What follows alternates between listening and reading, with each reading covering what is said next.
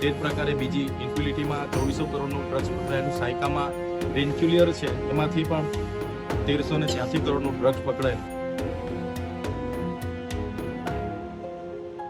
ભરૂચ જિલ્લાના અંકલેશ્વરના પાનોલીમાં 1300 કરોડ રૂપિયાના ડ્રગ્સ ઉત્પાદન કેસમાં C infinity research and development company સરકારની રહેમનજર સાથે ફરી ધમધમતી થઈ હોવાના નિવેદન મામલે આપના ધારાસભ્ય ચૈતર વસાવાની મુશ્કેલી વધી શકે છે.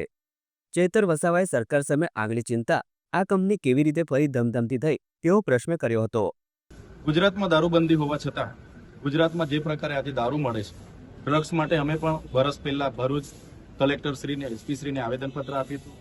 આવકાર ફાર્મામાં 5000 કરોડનું ડ્રગ્સ પકડાયેલું, તે જ પ્રકારે બીજી ઇન્ફિનિટીમાં 2400 કરોડનું ડ્રગ્સ પકડાયેલું, સાયકામાં વેન્ચ્યુલિયર છે એમાંથી પણ 1383 કરોડનું ડ્રગ્સ પકડાયેલું.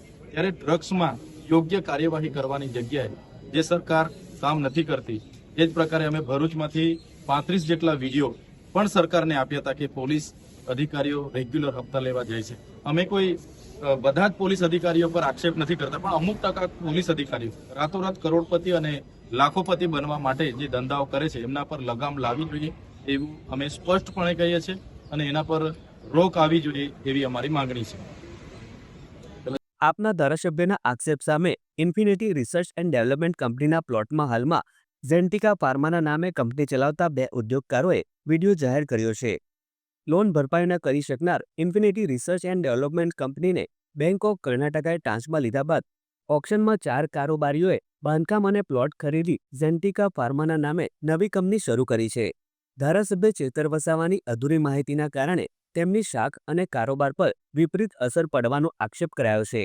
ચૈતર વસાવા સામે કાયદેસરની કાર્યવાહી માટે તૈયારી બતાવવામાં આવી છે. કર્ણાટકા બેંકના ઓક્શનમાંથી આ કંપની લીધી અને 2024 ફાર્મા ઇન્ટરમીડિયેટ સાહેબ ઓક્શનમાં અમે તો લીધી છે. બાકી ડ્રગ્સને આગળ લગતું શું છે શું નહીં એ કંપનીમાં તો બાકી અમે ઓક્શનમાં આ કંપની લીધી. બાકી આક્ષેપ તો હવે કેમ કર્યા છે એમને ખબર. એ બાબતમાં તો એ જે ન્યૂઝ છે એ સત્યથી વેગળા છે અને કયા આશયથી એમણે આ જે સમાચાર ફેલાવ્યા છે એ તો એમને જ ખબર. જ્યારે એની પાસે કોઈ એવો મુદ્દો નથી લોકના સાચા પ્રશ્ન રજૂ કરવાનો, ત્યારે આવા ફેબ્રિકેટેડ ન્યૂઝ ઊભા કરી અને પ્રશાસનને બીજા ગેરમાર્ગે દોરવાનો એનો આશય હોઈ શકે.